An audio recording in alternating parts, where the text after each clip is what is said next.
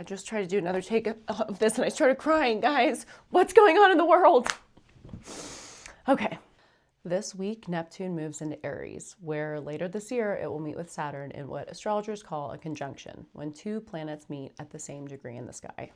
I want to explain why I've been talking about this shift so much and why it matters right now. I created this platform as a way to help people heal, to help people cope, and to help people stay present in their bodies, to work with their convictions in a way that's grounding and clarifying. Not just for us as individuals, but for us as a collective. This week, Neptune moves into Aries, and that alone is a big deal. Neptune takes about 165 years to move through the zodiac, so when it changes signs, we're not talking about a quick mood shift, we're talking about a generational change in the emotional and spiritual atmosphere of the collective. The last time that Neptune moved into Aries, it coincided with the beginning of the Civil War. That doesn't mean history repeats itself exactly, but it does tell us something about the kind of energy that comes online. Neptune is about spiritual belief.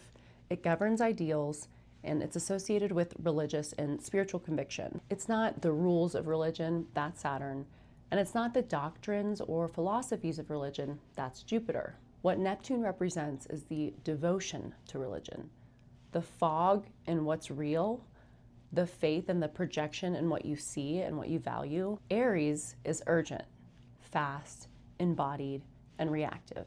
So when Neptune moves into Aries, things heat up. Beliefs move into the body.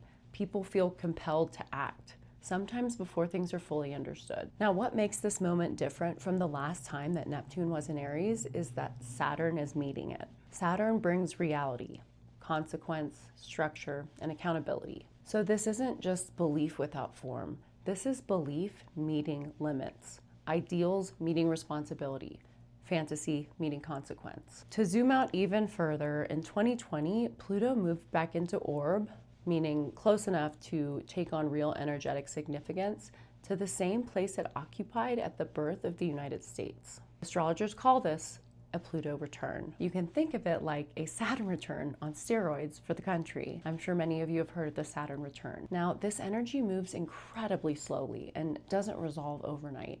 It sets long processes in motion, and we're still living inside the consequences of how that moment was navigated. I think many of us right now can feel this in our bodies.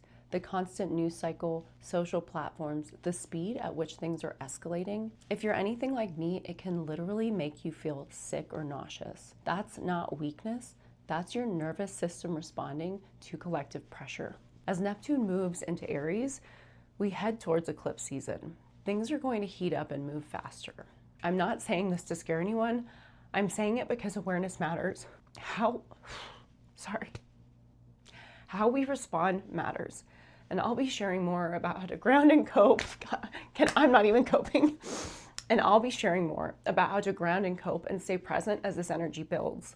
My videos are here to help people understand the season we're in and to learn how to move through it without losing ourselves.